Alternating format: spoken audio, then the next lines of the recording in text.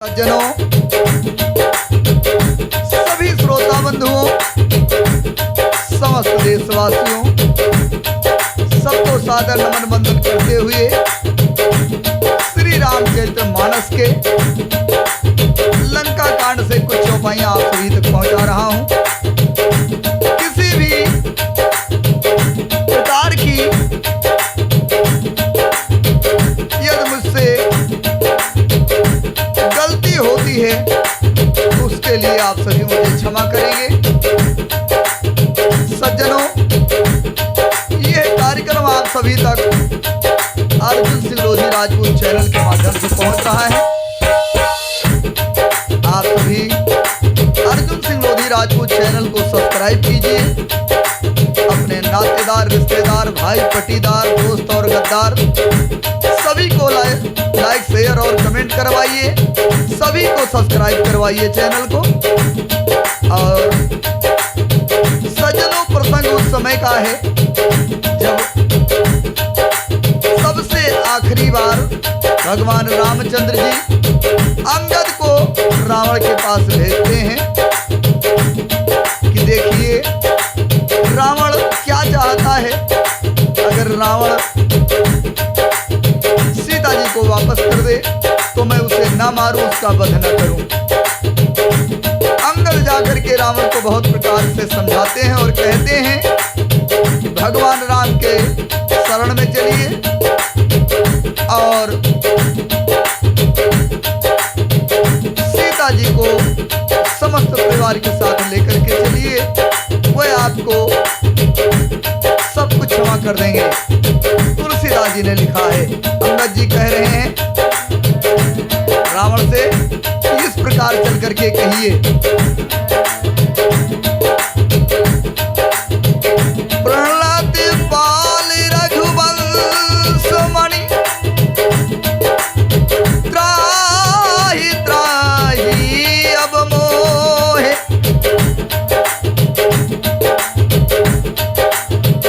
आरती गिरा सुनत प्रभु अभय करें गो तो है।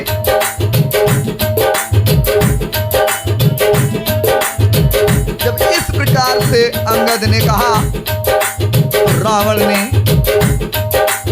क्रोध में भर के अंगद से कहा, रे कपिपोत बोलू संभारी, मूढ़ न जाने ही मोहि सुरारी, कहूँ निज नाम जनक कर भाई, यही न ते मानिए मिताई। अंगद राम बाल करी बेटा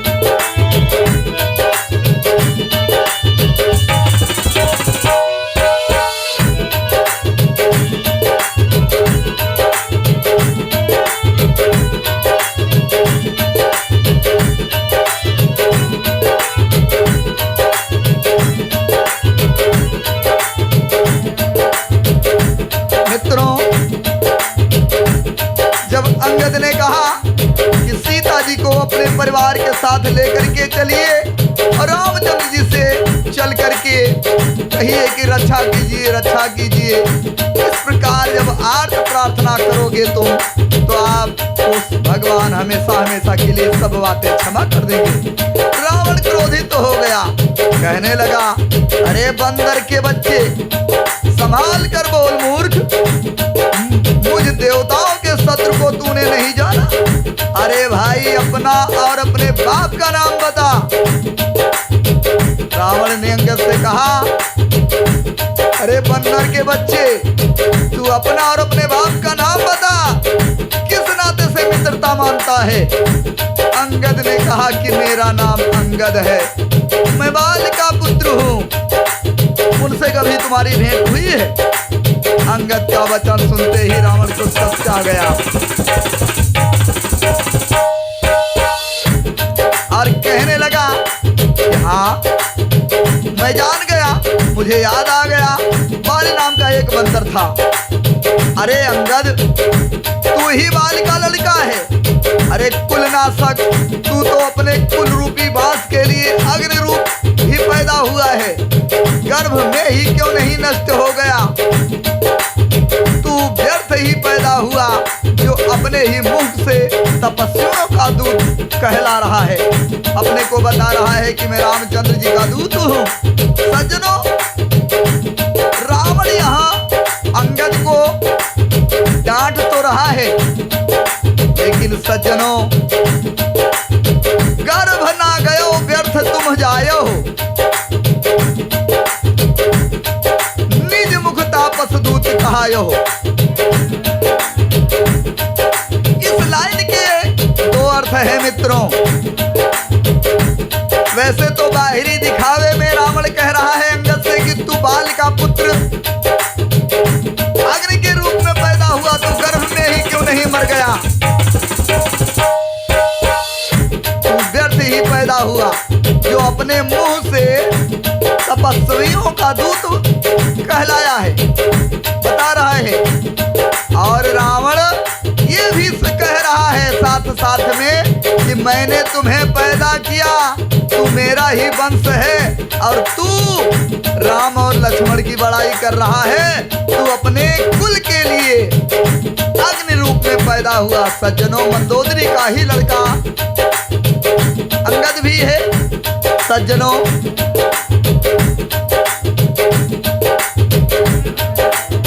एक स्त्री थी और उससे रावण भी प्रेम करता था, बाल भी प्रेम करता था। एक समय ऐसा आया कि एक ही समय पर दोनों पहुंच गए और उस स्त्री के गर्भ में रावण का गर्भ पल रहा था। हुआ क्या, एक तरफ रावण ने हाथ पकड़ा, दूसरी तरफ बाल ने पकड़ा और वो स्त्री आधे से आधी आधी फट गई। सज्जनों, और जो उस महिला के अम्ल था यानी गर्भ था, वो जमीन पर गिर गया झाड़ियों में और उसी से अंगद पैदा हुए। रावण जानता है कि ये मेरा ही लड़का है अंगद, और बाल जानते हैं कि ये मेरा ही लड़का है। सज्जनों, लड़का एक है, पिता दो हैं, और जो आधा आधा शरीर उस नारी का फट गया, आधे से तारा बन गई और आधे से मंदोदरी बनी।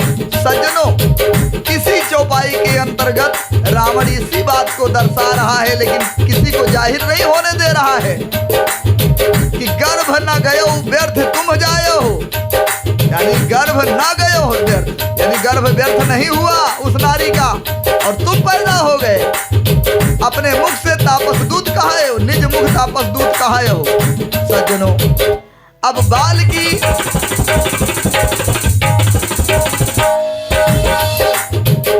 कहने लगा रावण की, अब बाल की तो कुशल बता, वह आजकल कहाँ है? तब अंगद ने हंस करके रावण से कहा कि बस 10 दिन बचे हैं आपके पास, अपने मित्र को हृदय से लगाकर उसी से कुशल पूछ लेना। संकेत में अंगद ने कहा कि 10 दिन के बाद आपकी मृत्यु होने वाली है रावण। वहीं जाकर बाल भी मारा जा चुका है और जाकर के वहीं कुशल पूछ लेना। राम जी से विरोध करने पर जैसी कुशल होती है वह सब तुमको वही बाल सुनावेंगे। अरे मूर्ख सुन, भेद उसी के मन में पड़ जाता है, भेद नीति उसी पर अपना प्रभाव डालती है जिसके हृदय में रघुवीर न हो। इस प्रकार से अंगद ने कहा मित्रों, कहने लगे अंगद की सच है, मैं तो कुल का नाश करने वाला हूँ। हे रावण, तुम कुल के रक्षक हो, अंधे बहरे भी ऐसी बात नहीं कहते। तुम्हारे तो 20 नेत्र और 20 कान हैं। पुनः तुलसीदास जी ने लिखा है, शिव विरंच सुर मुनि समुदायी, चाहत जास चरण सेवकाई, तास दूत होई हम कुल गोरा, आस सूर्य तीर बिहारी न तोरा, तास दूत होई हम कुल गोरा, ऐसी हूँ मति उर बिहारी न तोरा, सुनी कठोर वाणी कपि केरी, कहत दसानन नयन तरेरी, फल तब कठिन बचन सब साहूँ, नीति धर्म मैं जानती अहूँ,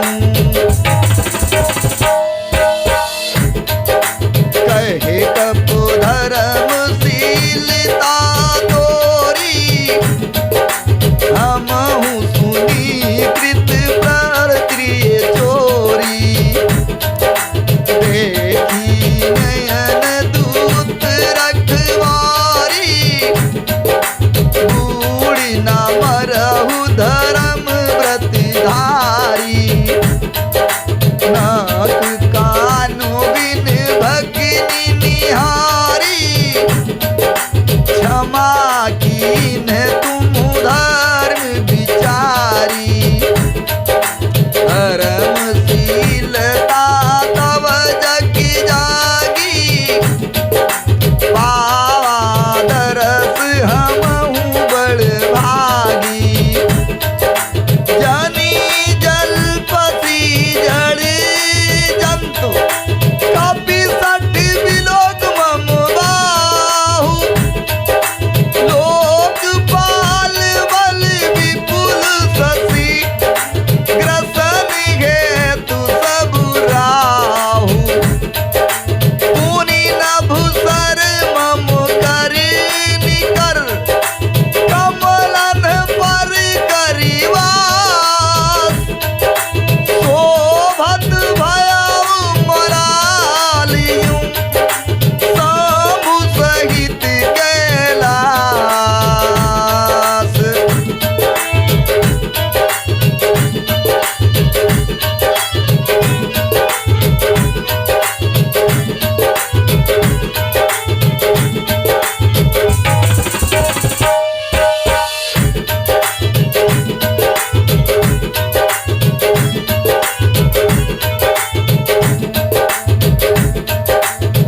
अंगद ने कहा कि हे रावण, शिव ब्रह्मा देवता और मुनियों के समुदाय जिनके चरणों की सेवा करना चाहते हैं, उनका दूत होकर मैंने कुल को डुबो दिया।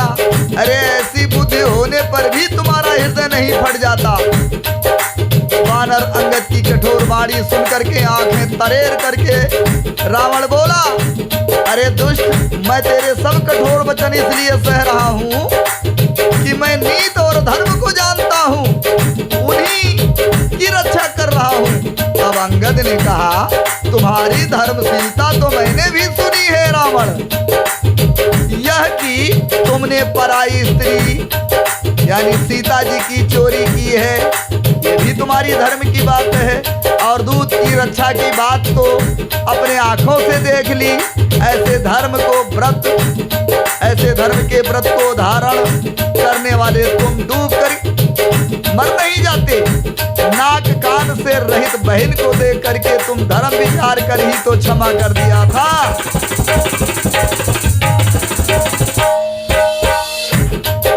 तुम्हारी धर्मशीलता जग जाहिर है रावण। मैं भी बड़ा भाग्यवान हूँ, अंगद ने कहा, जो मैंने तुम्हारे दर्शन पाए। रावण ने कहा, अरे दुष्ट जंतु बानर व्यर्थ बक कर रहा है। अरे मूर्ख, मेरी भुजाओं को तो देख, ये सब लोकपालों के विशाल रूपी चंद्रमा को ग्रसने के लिए राहु है। फिर आकाश पाताल तालाब तो मेरी भुजाओं के कमलों पर बस करके शिव जी सहित कैलाश हंस के समान शोभा को प्राप्त हुआ था। रावण ने कहा, तुलसीदास जी ने लिखा है, पुनः सुने। तुम्हारे कटक माझी सुन अंगद, मोसन भी रही कवन जो धावद, तब प्रभु नार बिरह बलिहीन, अनुज तास दुख दुखी मलीना, तब प्रभु नार बिरह बलिहीन, अनुज तास दुख दुखी मलीना।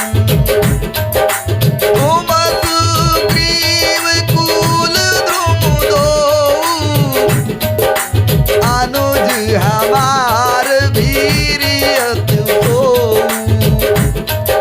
जामत मंत्री अति बूढ़ा, सो की होए अब समर अरुहा, शिल्पी कर्म जानहि नलिनीला, एक महाबली शीला, आवा प्रथम नगर जेहि जारा, सुनत बचन कहे बाल कुमारा, सती बचन कहु निश्चर नाहा, सोचेहु कीन पुरदाहा, रामन नगर अलपि कपि दहाई, सुनियस भजन सती को अहई, रामन नगर अलपि कपि दहाई, सुनियस भजन सती को अहई, जो अति सुभट सराहु रावण, तो सुग्रीव केरु लघु धावन।